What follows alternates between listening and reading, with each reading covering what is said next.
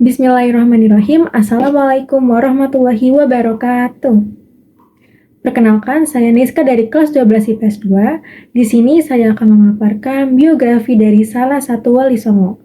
Sebelum kita masuk ke biografi, kita harus tahu dulu nih, Wali Songo itu apa sih? Mereka itu siapa? Seperti yang sudah kita tahu, Wali Songo memegang peranan penting dalam proses islamisasi di Indonesia, terutama di Pulau Jawa. Penyebaran Islam sendiri di Pulau Jawa dimulai sejak keruntuhan Kerajaan Majapahit hingga berdirinya Kerajaan Demak.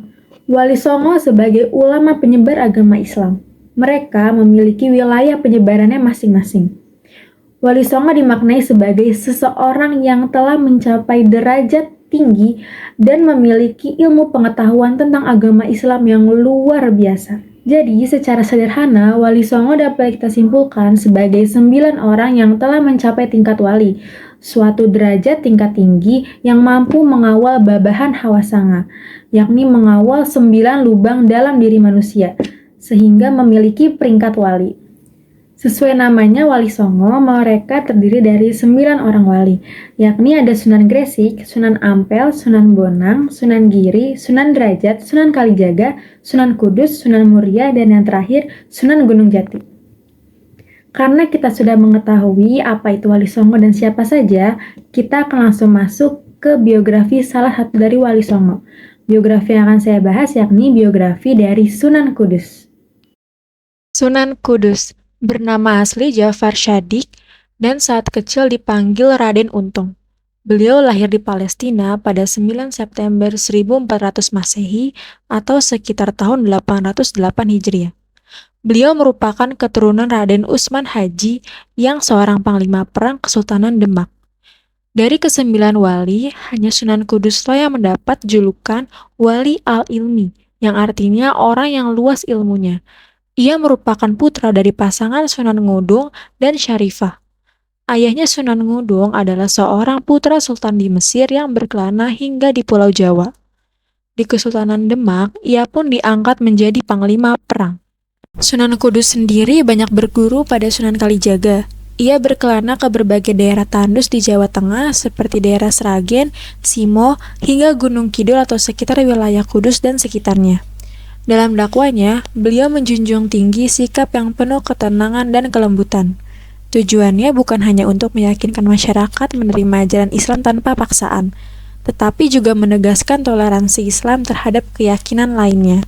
Beliau dikenal sebagai seorang ulama yang suka melakukan perjalanan.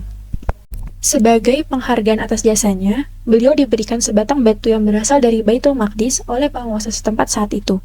Batu tersebut kemudian dibawa kembali ke Jawa, di mana ia ditempatkan di dalam Imam Masjid Kudus. Metode dakwah Sunan Kudus sendiri mengadopsi pendekatan berbasis budaya.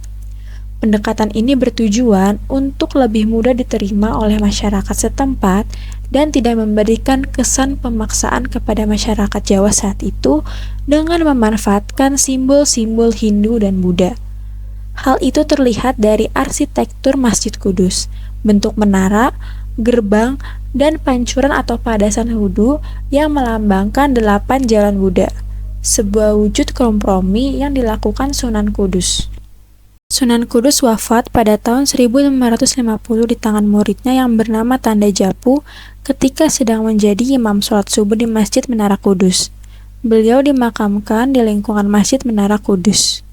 Selanjutnya ada beberapa peninggalan dari Sunan Kudus yang bisa kita ketahui. Yang pertama dan paling terkenal adalah Menara Kudus dan juga masjid. Masjid tersebut bernama Masjid Al-Aqsa Manarat yang juga dikenal sebagai Masjid Al-Manar yang terletak di Kabupaten Kudus, Provinsi Jawa Tengah. Desain bangunan yang menggabungkan elemen arsitektur Islam, Hindu, dan Buddha.